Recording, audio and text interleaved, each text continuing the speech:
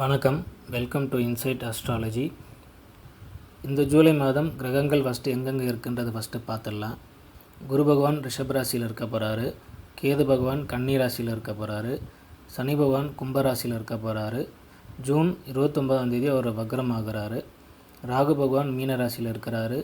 செவ்வாய் பகவான் மீன ராசியிலிருந்து மேஷ ராசிக்கு ஜூன் 1 ஆட்சி பலம் பெறாரு. சூரியன் சுக்கிரன் 2 பேரும் மிதன ராசியில் இருக்கிறாங்க. புதன் பகவான் கடக ராசியில் இருக்க போகிறாரு. இந்த கிரக நிலையை பேஸ் பண்ணி ஒரு ராசிக்கும் எப்படி இருக்குன்றதை கொஞ்சம் டீட்டெயில்டாக பார்க்கலாம்.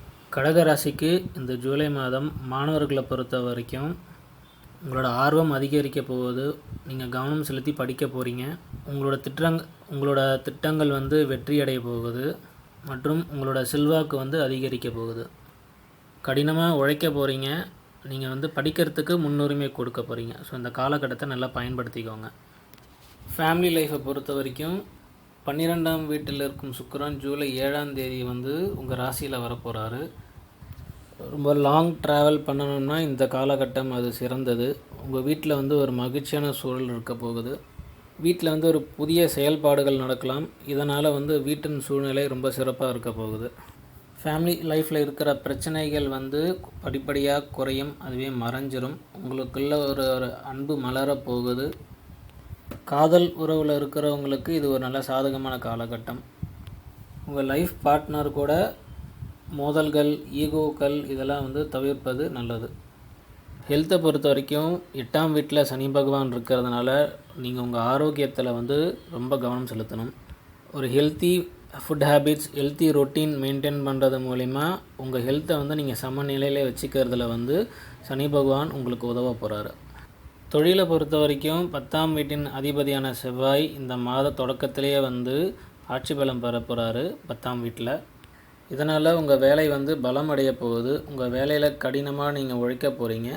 நீங்கள் ஒரு குழு தலைவராக இருந்து உங்கள் டீமை நீங்கள் வழி நடத்த போகிறீங்க. ஒர்க்கில் உங்களோட ஆதிக்கம் அதிகரிக்க போகுது. இதனால் உங்களுக்கு பதவி உயர்வு பரிசாக கிடைக்க போகுது. பிஸ்னஸ் பீப்புள் பொறுத்த வரைக்கும் பிஸ்னஸில் உங்களுக்கு லாபம் அடையலாம். இதன் காரணமாக உங்கள் பிஸ்னஸை நீங்கள் நெக்ஸ்ட் லெவல் கொண்டு போகிறதுக்கான வாய்ப்புகள் அதிகமாக இருக்குது.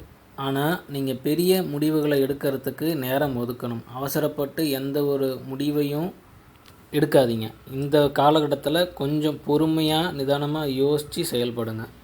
ஃபினான்ஷியல் ஸ்டேட்டஸை பொறுத்த வரைக்கும் சூரியனும் சுக்கிரனும் உங்களோட 12ஆம் வீட்டில் இருக்கிறதுனால உங்களுக்கு செலவுகள் அதிகரிக்கும். உங்கள் செலவுகளை கட்டுப்படுத்துறதுக்கு நீங்கள் பல முயற்சிகள் எடுக்க வேண்டும். இல்லைனா உங்கள் வருமானத்தை விட உங்கள் செலவுகள் அதிகமாகிடும். அதனால் கொஞ்சம் பார்த்து ஹேண்டில் பண்ணுங்கள். வாழ்த்துக்கள். இப்போ நம்ம பார்க்குறது ஒரு ஜென்ரல் ப்ரெடிக்ஷன் தான். நீங்கள் கிளியராக ஒன்று புரிஞ்சிக்கணும். உங்கள் பர்த் சார்ட்டில் உங்கள் டேட் ஆஃப் பர்த், டைம், பிளேஸை வச்சு உங்கள் சார்ட்டில் கிரகங்கள் எந்த நிலையில் இருக்கும் போது நீங்கள் பிறந்தீங்க, உங்கள் பர்த் சார்ட்டில் இருக்கிற பிளானிட்டரி பொசிஷனை வச்சு இப்போ நடக்கிற பொசிஷனையும் கம்பேர் பண்ணி பார்க்கணும், மர்ஜ் பண்ணி பார்க்கணும். அப்போ தான் உங்களுக்கு ஒரு கிளியர் அண்டர்ஸ்டாண்டிங் வரும்.